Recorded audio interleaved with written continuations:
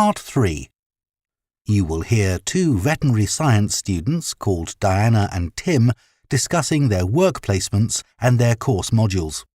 First, you have some time to look at questions 21 to 26.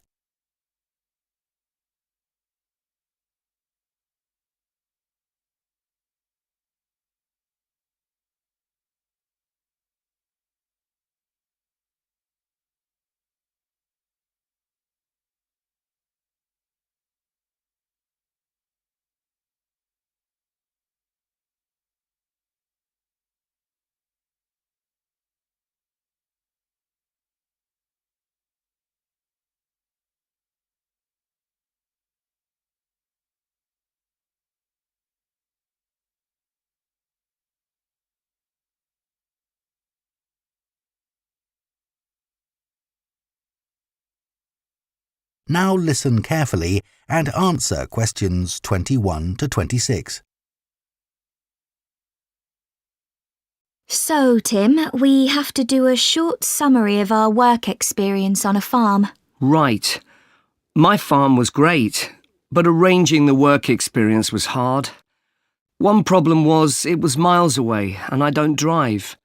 And also, I'd really wanted a placement for a month, but I could only get one for 2 weeks. I was lucky. The farmer let me stay on the farm, so I didn't have to travel. But finding the right sort of farm to apply to wasn't easy. No, they don't seem to have websites, do they? I found mine through a friend of my mother's, but it wasn't easy. No.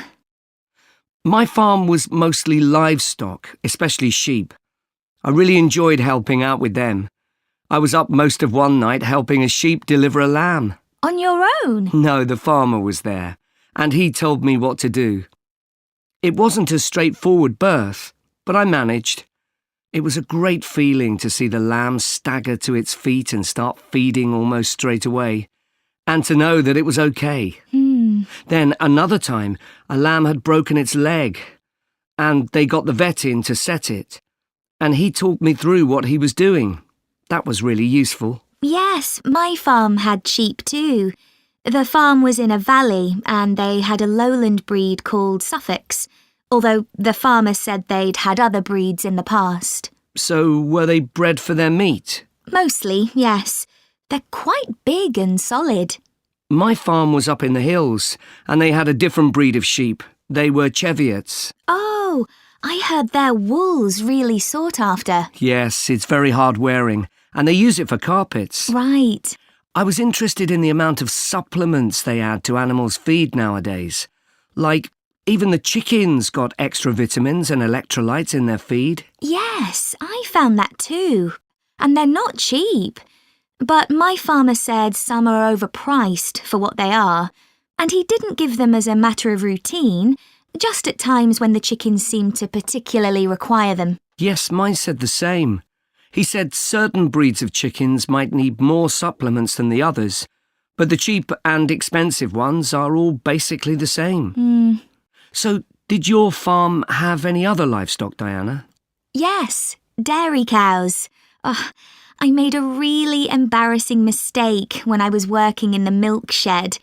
Some cows had been treated with antibiotics, so their milk wasn't suitable for human consumption, and it had to be put in a separate container. But I got mixed up, and I poured some milk from the wrong cow in with the milk for humans, so the whole lot had to be thrown away. The farmer wasn't too happy with me. I asked my farmer how much he depended on the vet to deal with health problems. I'd read reports that the livestock's health is being affected as farmers are under pressure to increase production. Well, he didn't agree with that, but he said that actually some of the stuff the vets do, like minor operations, he'd be quite capable of doing himself. Yeah, my farmer said the same, but he reckons vet skills are still needed. Before you hear the rest of the conversation, you have some time to look at questions 27 to 30.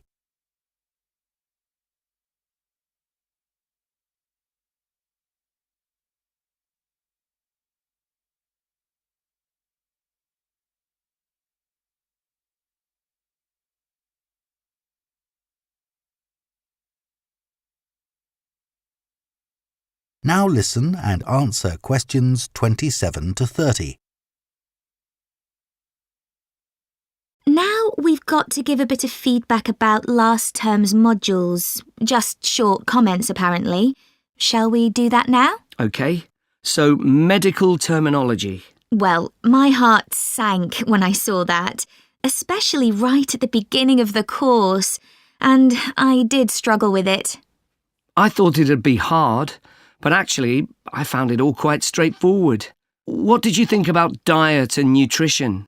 OK, I suppose. Do you remember what they told us about pet food and the fact that there's such limited checking into whether or not it's contaminated? I mean, in comparison with the checks on food for humans, I thought that was terrible. I think the module that really impressed me was the animal disease one, when we looked at domesticated animals in different parts of the world, like camels and water buffalo and alpaca. The economies of so many countries depend on these, but scientists don't know much about the diseases that affect them. Yes. I thought they'd know a lot about ways of controlling and eradicating those diseases, but that's not the case at all. I loved the wildlife medication unit. Things like helping birds that have been caught in oil spills. That's something I hadn't thought about before. Yeah, I thought I might write my dissertation on something connected with that. Right. So, actually, I was thinking something along the same lines. That is the end of Part 3. You now have half a minute to check your answers to Part 3.